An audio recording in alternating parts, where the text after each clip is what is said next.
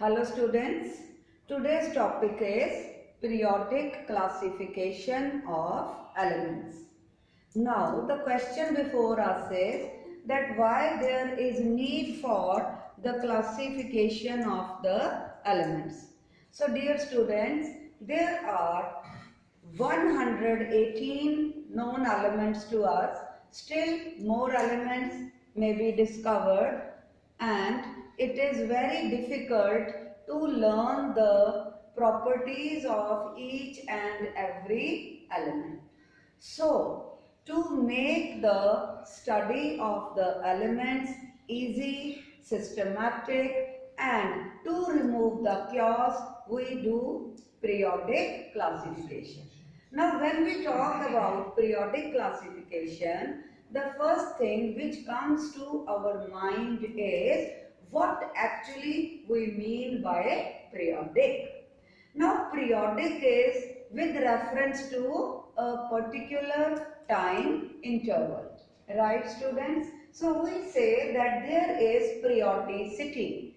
Now, by periodicity we mean the repetition of the properties of the elements after a fixed interval of time. Now, the classification was done in order to remove the chaos.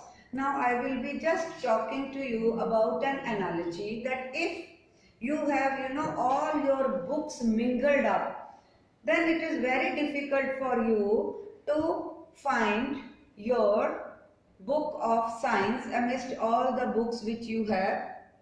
Okay, so what we do, we arrange the books in a rack subject wise, like this is science, this is chemistry. Just think about one more thing, that you go and you want to shop a particular shampoo or soap, right? And you ask the shopkeeper, I want, say, Dove soap. Now the shopkeeper will have to find Dove everywhere. No, he has classified, he has organized his things, and whenever he is to give certain product, he knows where he has kept it.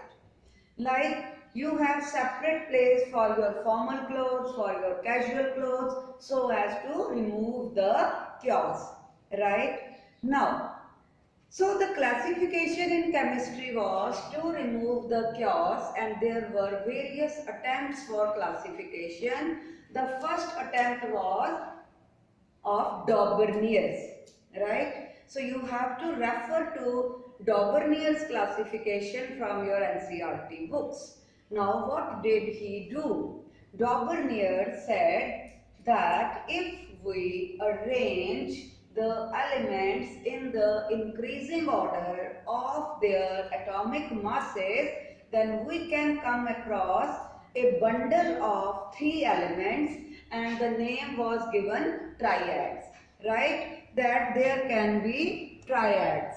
Triads means bundles of 3 elements. Now how did he came with this idea? He said that if we have lithium, sodium and potassium, and we have arranged it in the increasing order of atomic mass. First lithium, then sodium and then potassium.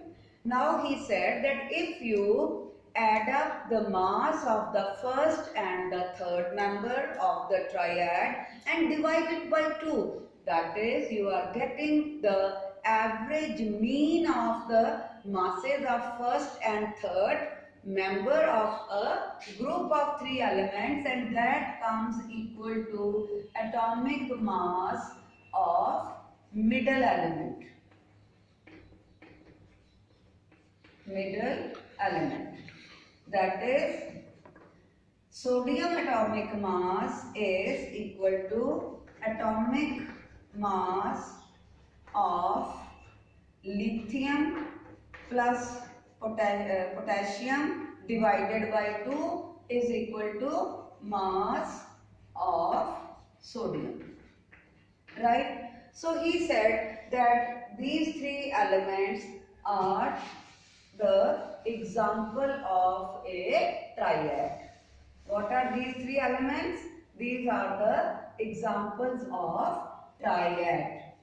Okay, so he could identify three triads: lithium, sodium, potassium, then calcium, strontium, barium, then chlorine, bromine and iodine. So 1, 2 and 3 triads were there. Okay, and in your book page number 80, table 5.1. So he has given you the method of finding whether a group of 3 elements is a triad or it is not. Now you know there were certain anomalies, drawbacks of this system. One was that he could not find many triads. Okay, he could only give us 3 these and 1 more, and even you know chlorine, bromine, iodine, which are members of halogen series, even all the halogens could not be, classified into triads. So this method of classification was discarded and was not often used, so we remove it. So Dobereiner's triad method was based on which factor? Atomic mass. And the atomic mass was increasing, but this was having certain anomalies. Then came Newland.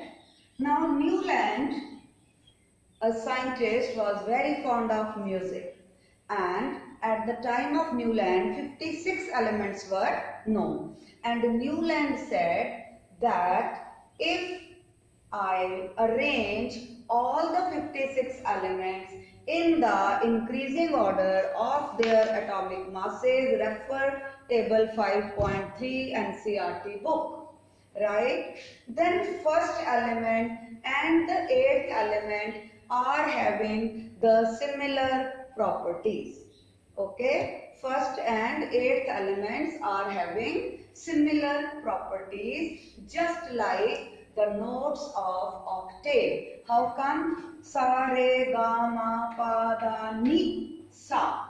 So first and eighth note is similar. Now if you look into the table 5.3, you start from hydrogen as number 1, then fluorine is number 8. You start from lithium, then sodium is number 8, from beryllium, then magnesium is number 8, and he said that the first and eighth element have similar properties. So Newland's law of octaves state that when the elements are arranged in the increasing order of their atomic masses, then there is a periodicity, that is the first and the eighth element have similar properties, right? But there was again the anomaly, right? Now what was the anomaly? You can see that he has kept hydrogen with fluorine, chlorine, which are halogens. Then in this group only he has kept cobalt and nickel, and he has kept 2 elements in 1 slot, which is not acceptable.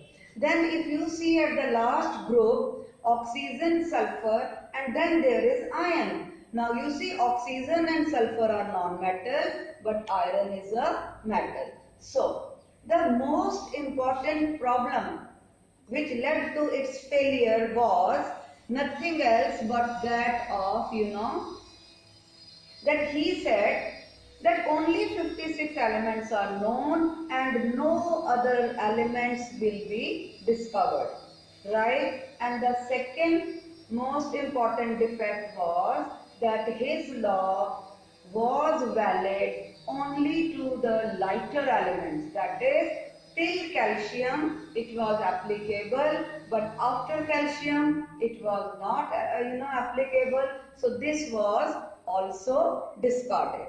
And then came the very, very important law, that was Mendeleev's classification of elements. Now at the time of Mendeleev, dear students, 63 elements were known, right? He used atomic masses and chemical properties for the classification of the elements, right? Now what did he do? He took all the 63 elements, let us say he maintained cards of all the 63 elements, name of the element, symbol, atomic number. Then he reacted all these 63 elements with hydrogen and oxygen, right? So he got the compounds of the 63 elements, right? If you refer to the Mendeleev's law, the law states that the properties of the elements are periodic function of their atomic masses. Now what do we understand by periodic function? That if we are arranging the elements in the increasing order of atomic masses, then the similar elements, they are repeated after a fixed interval of time. Is this clear? Now, what did he do? He arranged the elements into 8 groups. Okay, so there were groups, the vertical columns,